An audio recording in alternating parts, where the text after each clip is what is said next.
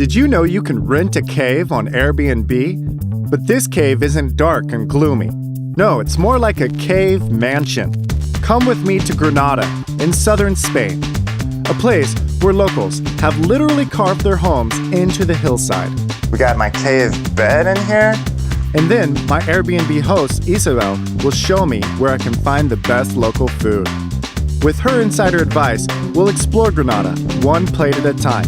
And I'll show you the best places for breakfast, lunch, and dinner so you can have a delicious local experience when you come to visit.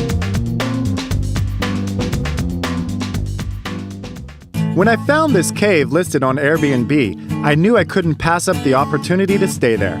My check-in is at 1 p.m., and I'm really excited to meet my Airbnb host, Isabel.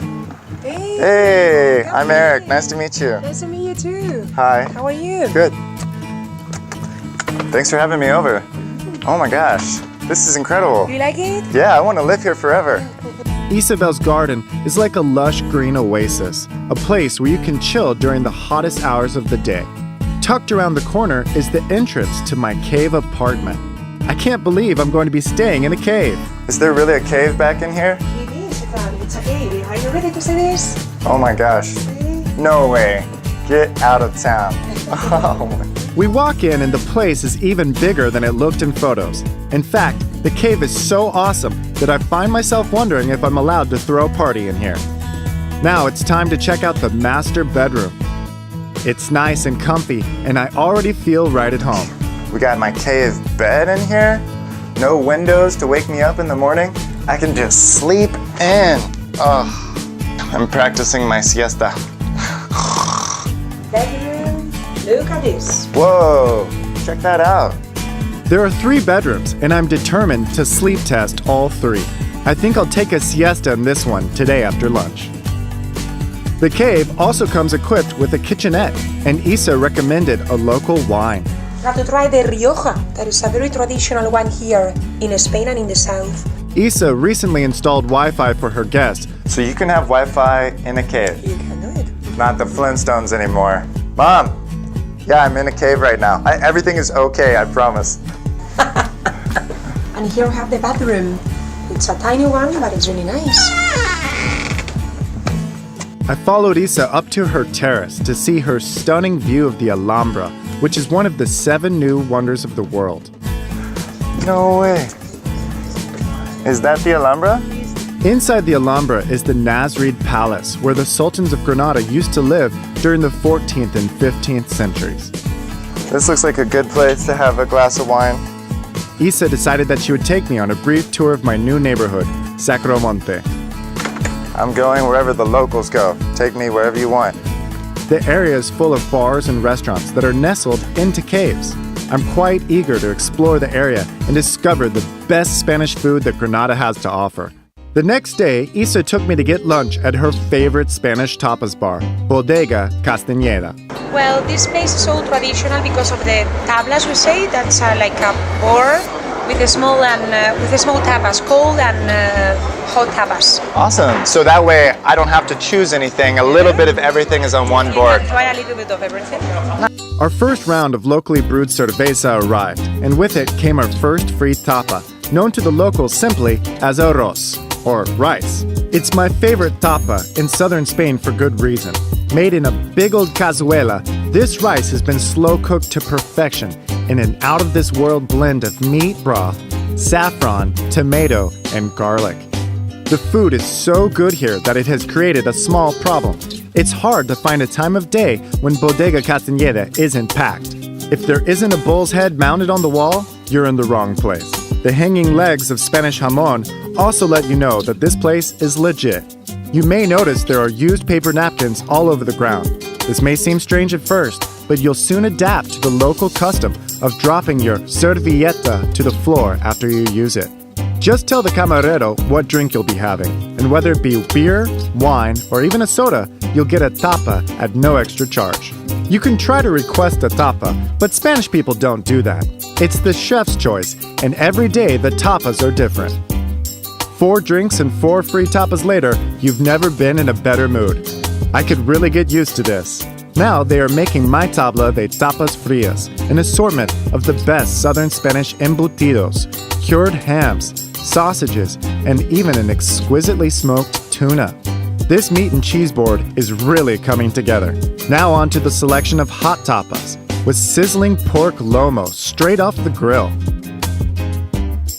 The head waiter, Luis, dropped off our tapas and made me a very happy man. Muchas gracias. Nada. Es para todo un ejército.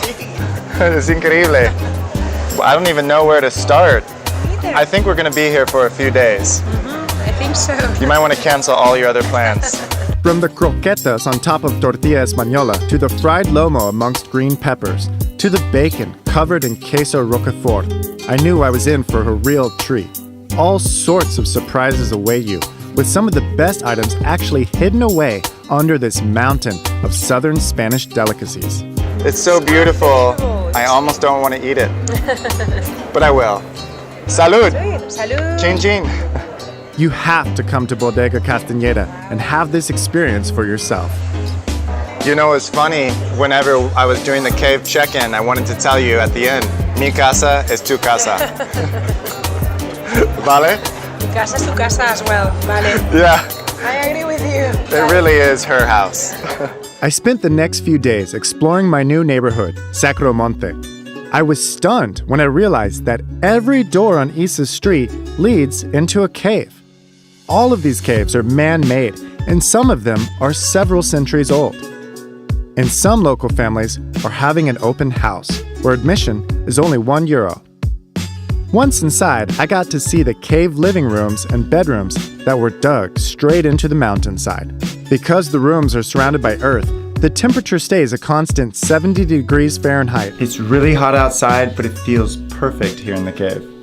Located right above Isa's terrace, there's a museum dedicated to preserving the history of the caves of Sacromonte. What is today the museum used to be an inhabited gypsy neighborhood, with each family's cave carved straight into the rock of Sacromonte. The peoples here were self-sufficient, making their own pottery and clothing. If the walls could talk, who knows what stories we might hear. It was in these caves where the origins of flamenco came about. Forget spending so much money on buying a house. Why not dig a cave?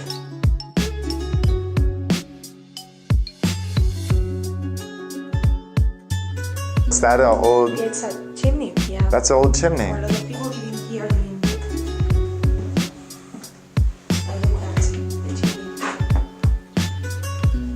It's really cool. It's really cool that you've preserved some of these antiques that you found in the cave.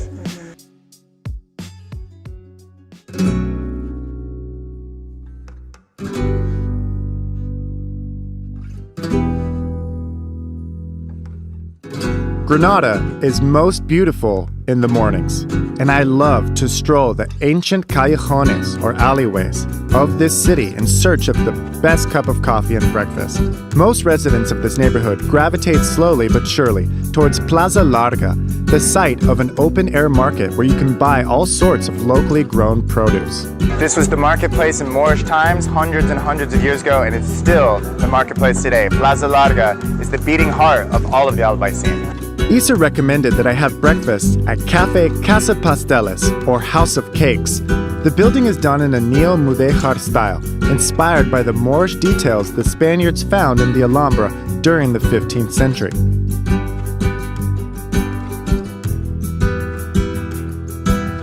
Right around the corner from Casa Pasteles is a fascinating feature of historic significance that you may not have noticed. This gate was one of the original entrances to the Moorish city of Granada some 800 years ago. So I've been told that this used to be a marketplace. If those vendors had weights underneath their spices to make it seem like you're getting more than you actually were, if they got caught, if they got busted, their weights went right up there, and that's why this is called Gate of the Weights, Puerta de las Pesas.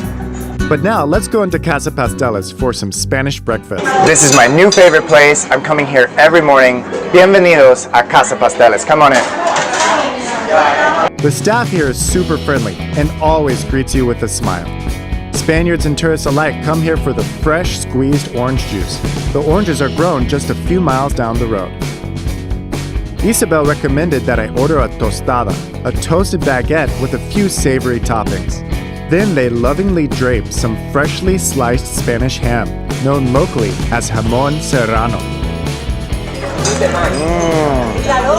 I also ordered a suizo, a super buttery Spanish pastry. It's even better with a bit of Casa Pastel's fresh peach marmalade.